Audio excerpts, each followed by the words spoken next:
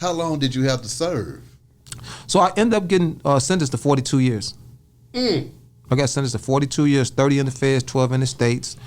And long story shorter, like I talk about it in the As Is article. I talk about it in my books, where how I gave the time back. I won my appeal.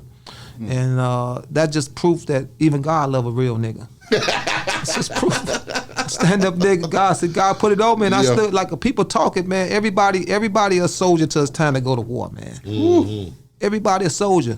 But for all you guys out there that don't know me or never heard of me before, get your big homie and somebody that knows something about paperwork and Google me. Go to the law library. I'm in the law books. I am in the law books. You can cite my case and come in and show you how Keith Presley gave his time back. I'm official like a rough with a whistle. Ain't no clouds over my heads. Ain't nobody went to jail behind what Keith Presley said. Ain't nobody, my name ain't in nobody paperwork.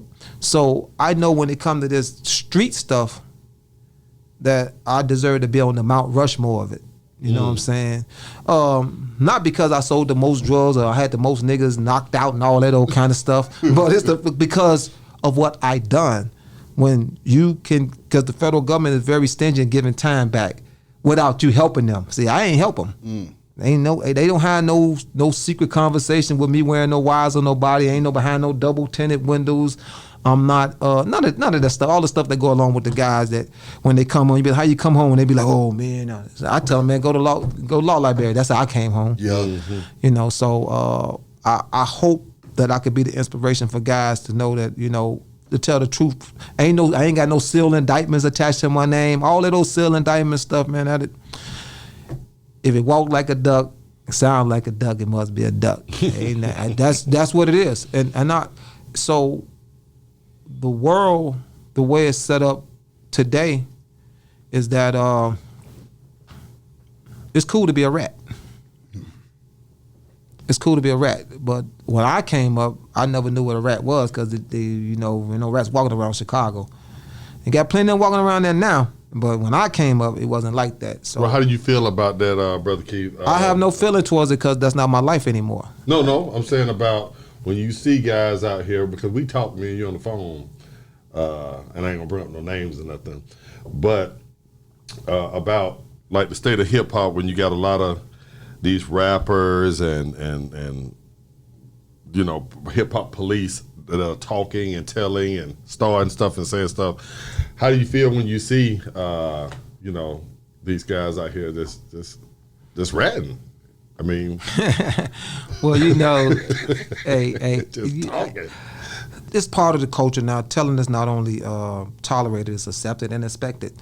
And when I came up, I'm gonna tell you when people start telling, when the laws changed, and I think it was 86 or 87, I can't remember. Next time I have an interview, I'm gonna make sure.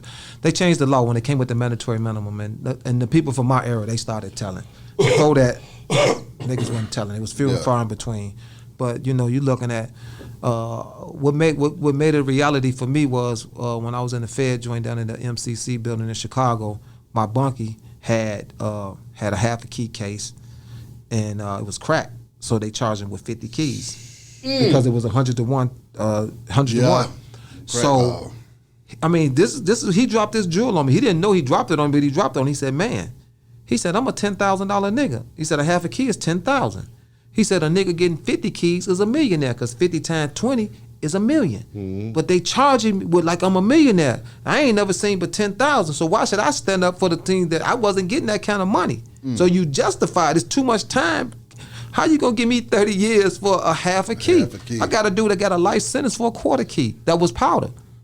He did 25 years. He just now came. He came home about 4 or 5 years ago. But these people was playing. It was earth slamming dudes, man, and they just couldn't take it. They wanted to stand, but they couldn't take it. So now, you know, the telling been in place since '87. So it ain't just the younger guy. It's just. It was tripped out when guys was getting, you know, started telling, man, dude told, like, dude was, like, you got gang chiefs telling, man, like this, it just was crazy, man. So, telling come with the game. If you're in the game, know that, you know, 9 times out of 10, niggas gonna fold like a lawn chair.